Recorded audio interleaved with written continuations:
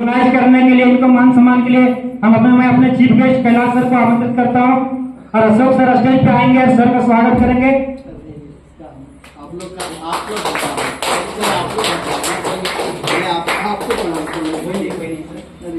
Sir देखिए ना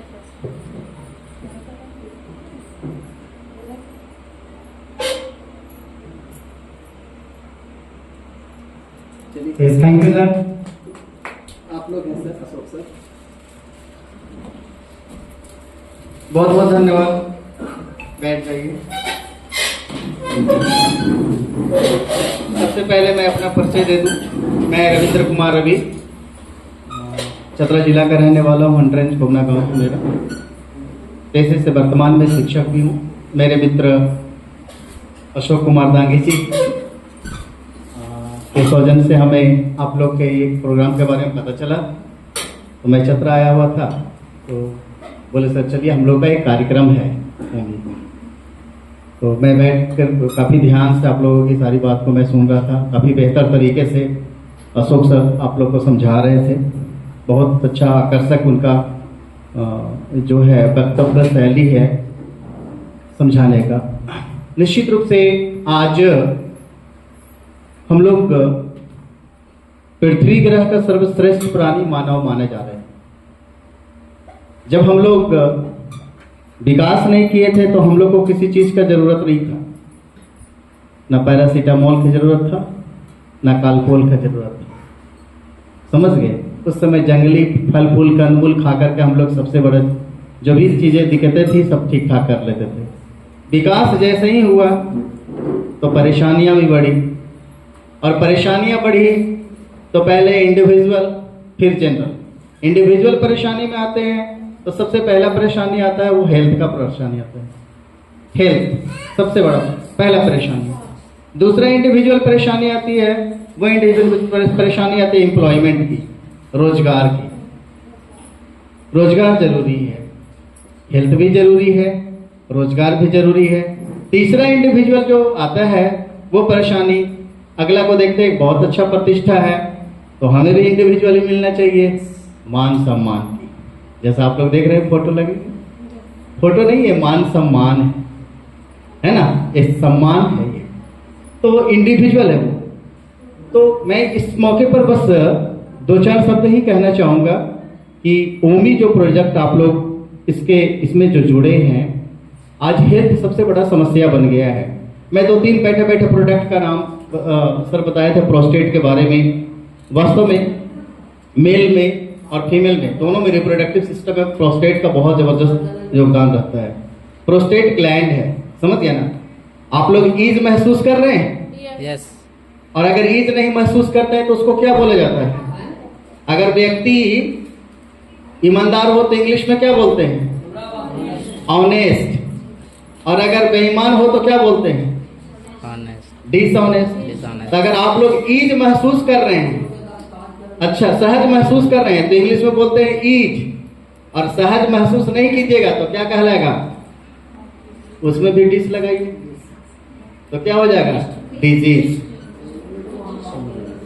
WHO जो है से स्वास्थ्य का जो परिभाषा दिया था, स्वास्थ्य का मतलब ये नहीं है कि अवर बॉडी ऑर्गन यानी कि मतलब स्वास्थ्य का मतलब क्या कि हम लोग स्वस्थ हैं। कैसे? किसी व्यक्ति में कोई भी रोग नहीं हो, क्या उस व्यक्ति को स्वस्थ मान सकते हैं? आप लोग समाज में सुने होंगे कि बहुत चेकअप कराया, MRI कराया, अल्ट्रासाउंड कराया, सब कुछ कराया, फिर भी वो बीमार है। सवाल है कि कुछ डिफेक्ट नहीं दिखा तो बीमार क्यों है? कमी। कहाँ प्रॉब्लम है? शरीर का प्रॉब्लम नहीं हुआ उसको, ना अल्ट्रासाउंड में आया, ना MRI में आया, कहीं भी नहीं आया, कोई जांच में नहीं, फिर भी बीमार है। मन से बीमार है। हाँ, तो एक हो गया, समझ गए? तो पहला तो कि शरीर में यानी कि इट इज मतलब कि हेल्दी हम उसे नहीं कह सकते हैं कि एब्सेंट ऑफ डिजीज, रोग का अनुपस्थिति, हम उसे स्वस्थ का संज्ञा नहीं दे सकते। मतलब कि हम कह सकते हैं कि when our body organ functions physically, mentally and environmentally well, then the person is healthy. ये हमारा परिभाषा नहीं है, ये WHO का परिभाषा है कि जब हमारा शरीर का ऑर्गन शारीरिक रूप से और मानसिक रूप से और पर्यावरणीय रूप से अगर फिट महसूस हो रहा है, तब हम अपने आप को क्या मानते हैं? स्वस्थ मानते हैं। नहीं तो हम क्या हैं? अस्वस्थ। स्वस्थ रहने के भी अच्छे शर्तें हैं, जिसमें क्या होता है कि हमें अच्छे खान पान जरूरी है, पेयजल जरूरी है, शुद्ध पेयजल, नियमित आहार विहार जरूरी है, और प्रसन्न रहना जरूरी है। समझ गए? तो ये सारा चीज, जैसा कि प्रोस्टेट के बारे में बताया, प्रोस्टेट आज की बड़ी समस्या है। खान पान जो है ना, इनपुट और आउटपुट ये दोनों डिस्टर्ब हो गया है। इनपुट और आउटपुट जो है हम लोग के शरीर में डिस्टर्ब क्या हुआ? क्या हमें खाना चाहिए, क्या नहीं खाना चाहिए, क्या चीज किसके साथ खाना चाहिए, क्या चीज किसके साथ नहीं खाना चाहिए। शादी में जाइए तो स्टार्टर से शुरू होता है, 100वां फिनिशर तक पहुंचते हैं। सब कुछ जो नहीं खाना चाहिए सब कुछ इसी में डाल देते हैं। पेट तो एक है ना, डिश अनेक है, और सबको सोचते हैं ट्राई कर ले, ट्राई करते हैं ना। तो वो हो गया इनपुट, जो हमारे शरीर में जा रहा है वो हो गया इनपुट। अब उसके इक्विवेलेंट आउटपुट नहीं हो रहा है। पीछे से जो मल निकलना चाहिए वो निकल नहीं पा रहे थे। इनपुट और आउटपुट दोनों अगर ठीक है तब तो समझिए ठीक है, नहीं तो इनपुट और आउटपुट गड़बड़ा गया तो हमारा रिजल्ट गड़बड़ा जाता है। उसी पर तो रिजल्ट है हमारा। बात समझ में आ रही है? तो जो हमारी खान पान की आज की समस्या है, रहन सहन की समस्या है, मानव विकास की जो समस्या आज जो हो गई है, हम हवाओं में सांस लेते हैं वो हवा दुरुस्त नहीं है, खाना खाते हैं वो खाना दुरुस्त नहीं है। आज जो है जीएमओ, जेनेटिकली मॉडिफाइड क्रॉप्स हम लोग के बीच में आ गया है। तो जेनेटिकली मॉडिफाइड क्रॉप्स हम लोग खाते हैं, तो इसके चलते हम लोग के शरीर में बहुत सारी परेशानी उत्पन्न हो जाती है। हाइब्रिडाइज जितने भी हैं सारे परेशानी उत्पन्न हो जाती है। और जितने भी हम लोग आज के डेट में ऑर्गेनिक को छोड़ करके हम केमिकल की ओर जा रहे हैं, तो जिनके जितने भी केमिकल चीजें हैं, फर्टिलाइजर से शुरू होता है, उर्वरक से लेकर के जितना केमिकल फोर्टिफिकेशन जितना है वो हमारे शरीर को नुकसान पहुंचाता है, सेल्स टिश्यू को नुकसान पहुंचाता है। तो सबसे बड़ी समस्या देखिए ओमी क्या है। सबसे बड़ा चीज तो आप अच्छे काम कर करके पैसा कमाने का काम शुरू किया। ये पहला काम है कि आप अच्छा काम कर रहे हैं। आप अमृत बेच करके पैसा कमा रहे हैं, जहर बेच करके नहीं। आप अमृत बेच करके, आप किसी को बेवकूफ बना करके पैसा नहीं कमा रहे। बहुत सारे डॉक्टर लोग के पास जाइएगा तो बोलेगा ठीक हो जाएगा, क्या बीमारी डॉक्टर, ठीक हो जाएगा, जाइए। लेकिन आपके जितने बंधु आप लोग बैठे होंगे, मेरे ख्याल से पूरा जरूर बताइएगा। जैसे अभी सर बता रहे थे अशोक सर, कि प्रोस्टेट है, ये जो है आपको इसमें काम करेगा, जो है जनरेशन बाय जनरेशन जो है वो बता रहे थे। तो कहने का मतलब क्या होता है, प्रोस्टेट कैंसर आज के डेट में बहुत तेजी से मेल्स में फैल रहा है। मेल में प्रोस्टेट कैंसर बहुत तेजी से फैल रहा है। तो प्रोस्टेट कैंसर, उसमें मेल में क्या होता है कि स्पर्म को वो क्या करता है, स्पर्म जब बाहर आता है तो उसके लिए प्रोस्टेट ग्लैंड, बल्बोरेथ्रल ग्लैंड और सेमिनल वेजाइकल का 3 का निकलने वाला जो फ्लूइड होता है, वो तीनों फ्लूइड उसको न्यूट्रिशन सप्लाई करता है स्पर्म को। फीमेल में क्या करता है, फीमेल में 2 हार्मोन निकलता है जो मेंस्ट्रुअल साइकिल को सर्कुलेट करता है। मेंस्ट्रुअल साइकिल को सर्कुलेट करने वाला प्रोजेस्टेरोन और एस्ट्रोजन हार्मोन होता है। तो प्रोजेस्टेरोन हार्मोन और एस्ट्रोजन हार्मोन दोनों को ओव्यूलेशन में काम करता है, जो प्रोस्टेट बोल रहे हैं। फीमेल, ज्यादातर मेल में माना जाता था प्रोस्टेट, लेकिन फीमेल में भी होता है। फीमेल में होकर के क्या करता है, वो ओव्यूलेशन में, ओव्यूलेशन मतलब अंड जनन में, ठीक महावरी के 14वां दिन एक अंडाणु का निष्कासन होता है। महावरी का ठीक 14वां दिन एक अंडाणु का निष्कासन होता है। तो उसके निष्कासन में भी प्रोस्टेट जो है आपका भूमिका निभा देता है यहाँ पे। तो उसके लिए आज की डेट में खान पान में बहुत ज्यादा तेजी से जो है गड़बड़ हो चुका है, समस्या हो चुकी है। कैल्शियम का दिखाया उन्होंने, वो भी हमें अच्छा लगा। और मैं एक और प्रोडक्ट उन्होंने बताया शिलाजीत का। तो क्या होता है कि इम्यूनिटी सिस्टम हमारा जो, जैसे कि क्या शिला का मतलब क्या होता है, पत्थर, वो और पत्थर को जीत करके निकल रहा है बाहर। वो पत्थर को जीत, जैसे बोलते हैं ना पत्थर पे दूब उगाना, तो पत्थर पे दूब यानी उसको फाड़ करके निकल रहा है बाहर से, वो रीच करके निकल रहा है, सिक्रीट हो रहा है वहां से। समझ, इतना पावरफुल है वो।